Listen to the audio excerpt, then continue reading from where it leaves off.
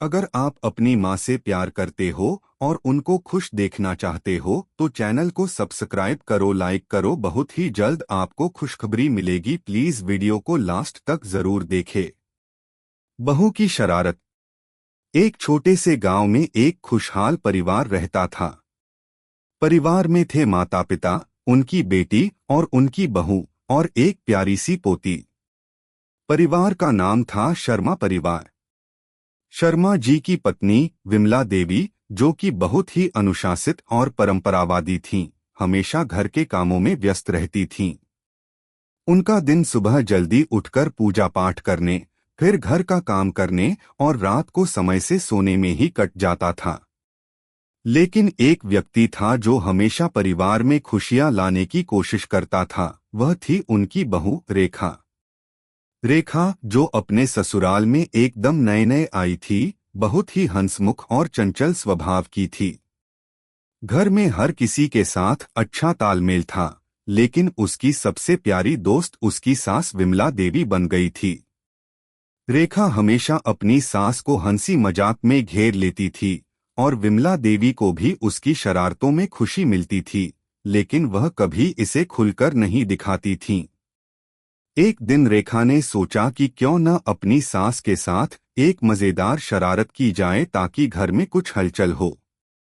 उसका मन बहुत ही शरारत करने का था और उसने एक शानदार योजना बनाई। वह जानती थी कि विमला देवी रोज सुबह जल्दी उठकर चाय बनाती हैं और फिर पूजा करने जाती हैं।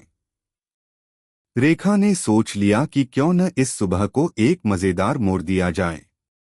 पहला कदम, रेखा का खेल। एक रात रेखा ने एक जादुई चाय बनाई।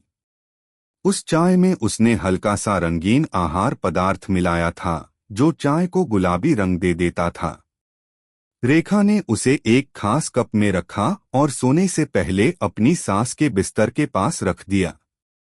रेखा ने धीरे से विमला देवी के बिस्तर के पास एक छोटा सा नोट भी रखा, जिसमें लिखा था, कल की चाय बहुत खास है, इसमें आपको कोई नई शक्ति मिलेगी। सवेरा हुआ और रेखा चुपचाप उठकर आंगन में काम करने लगी।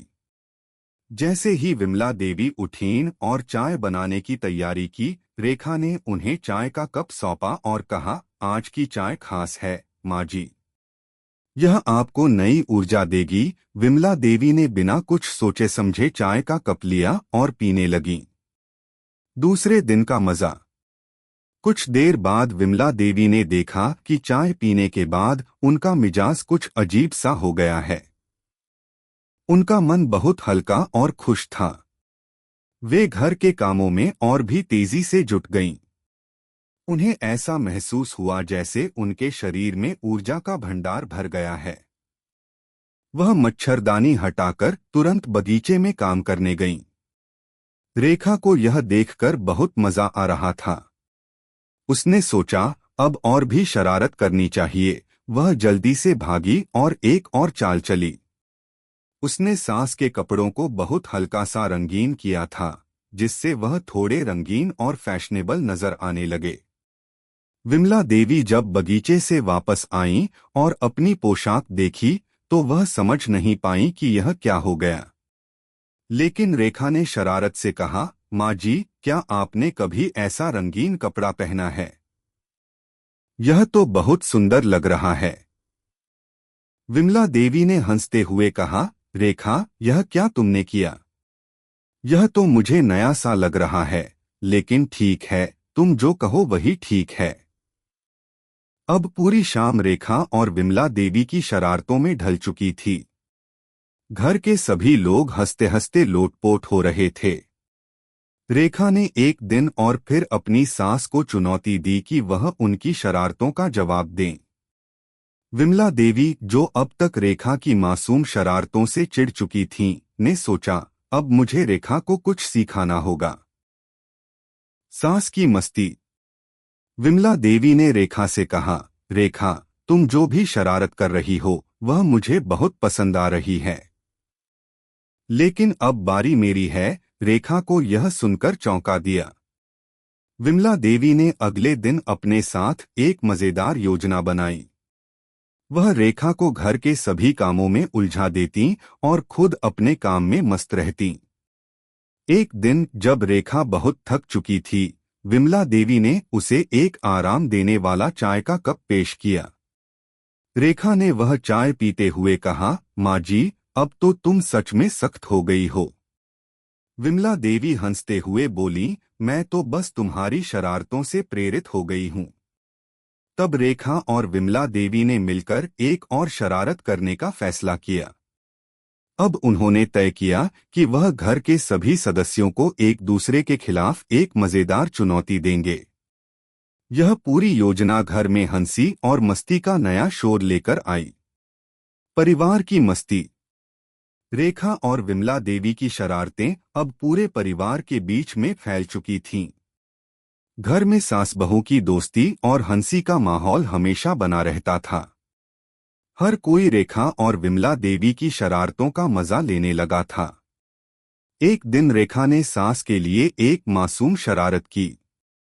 उसने अपने सास के रूम के पंखे में कुछ छोटे छोटे टुकड़ों को डाल दिया ताकि पंखा चलता ही रहे और कुछ हल्की हल्की आवाजें आती रहें। रेखा हंसते हुए कमरे में दाखिल हुई और सास से कहा, माँ जी, आपको पंखे की आवाज बहुत अलग सी लग रही है। विमला देवी ने ध्यान से सुना और फिर हंसते हुए बोला, रेखा, अब तुमने इसे भी शरारत बना दिया है। यह सुनकर घर में हर कोई हंसते हुए लोटपोट हो गया। अब रेखा और विमला देवी दोनों के लिए यह शरारत सिर्फ एक खेल बन गई थी। उनकी हर शरारत में प्यार और खुशी का एक अलग रंग था जो पूरे परिवार को जोड़ता था। अंत।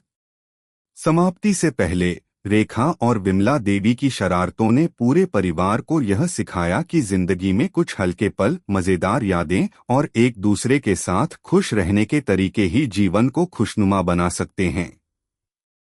परिवार अब सिर्फ एक घर नहीं बल्कि एक साथ जीने और हंसी मजाक करने का माध्यम बन चुका था।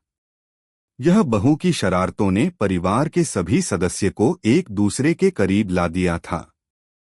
रेखा और विमला देवी की सास बहू की जोड़ी अब सिर्फ घर में नहीं बल्कि गांव में भी मशहूर हो चुकी थी।